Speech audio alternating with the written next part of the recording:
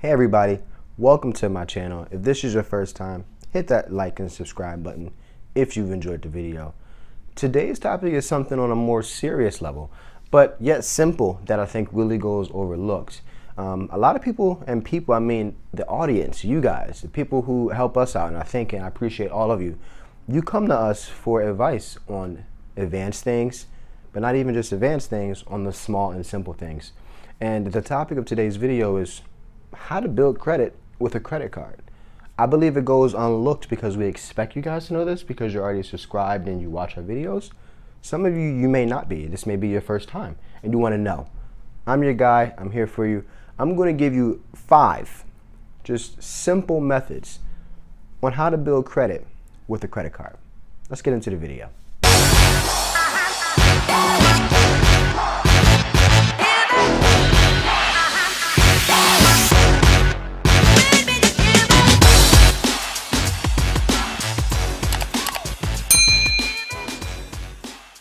All right, everybody, welcome back. So like I said, 5 simple ways to build credit with a credit card.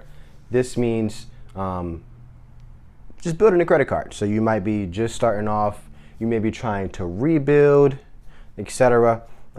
It probably will work most efficiently and fastest when you have nothing versus if you have things on your credit that are kind of holding you back. So take it, how you can. And if it really helps you out, let me know. And if you have any other questions, I'm here for you in the comment box below.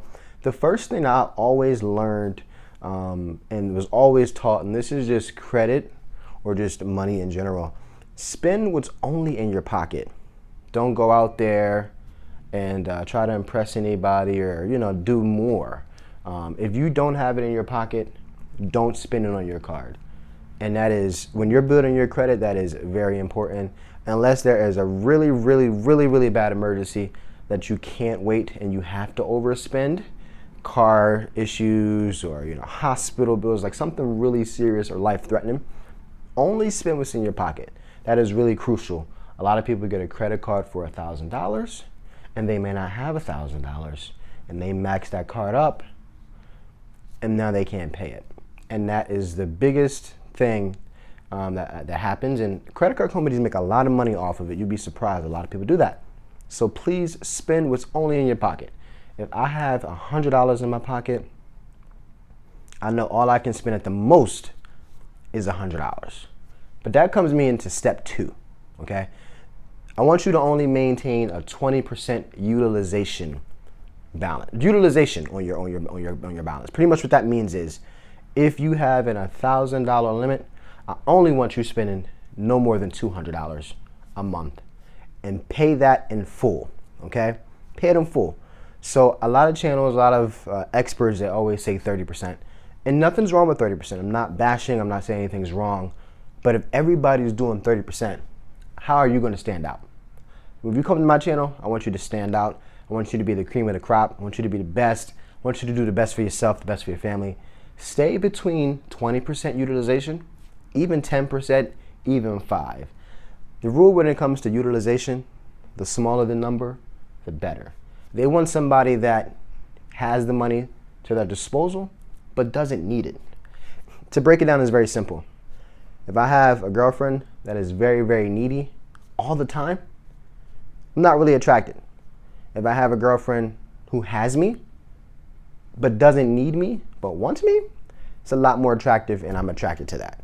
That's exactly how the credit bureaus look when it comes to utilization. You got somebody who only spends $200 with a $1,000 limit, or somebody who spends $1,000.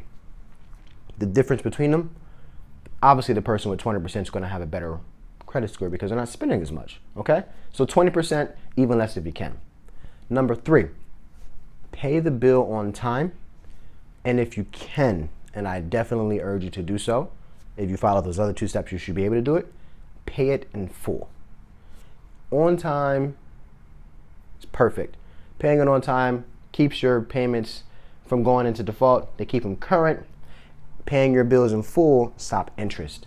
Interest rates are going to keep going up. They're going to keep climbing. Prime rate's going to keep going up. Things like that. You want to use this credit card to your advantage and not have the credit card use you to its advantage. Okay, so pay your bill on time every month, pay it in full. I don't care if you have to set up a payment alert. I don't care if you have to set up a automatic payment, which typically is really good if you are somebody who slips your mind. Put it in your phone. We got these $1,000 phones now. Put that payment reminder in your phone saying, hey, bill is due in 4 days. That's how I do it. Hey, Walter, Amex bill due 4 days. Okay? And that's how I pay my bills. So pay them on time, pay them in full. If you follow those other 2 steps, you should be able to pay on time and pay in full. Number 4, if you can't get a credit card right now because let's say your credit is not the best, authorized user. An authorized user, become an authorized user on somebody else's credit card. Now this obviously is going to come with trust from that other person. So you don't ask just a random person to ask you to put them on as an authorized user. It's probably not going to happen. A sibling, a husband, a wife, somebody that you really trust. So what that means is that person, it's their credit card account. They're responsible for that bill, but they're trusting you. Okay, so if you spend something on that card, standard 20%, give them that money or make the payment yourself. You're on her account, so it's helping you out. It's helping that person out or whoever it is. That's how you can build your credit too, becoming an authorized user. It's a lot easier to become an authorized user on an account rather than applying for your own credit card. And to be honest, guys, and in my family, this is what I do.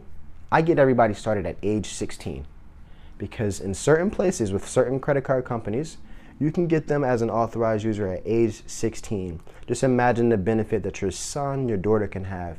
If she has a card, she's very responsible, of course, or he is very responsible, but they start at age 16 as opposed to age 22. I started at around age 21, 22. That's about 4 to 5 years of credit experience that I could have had that I didn't know of, okay? So if you can get them started off early too, beneficial.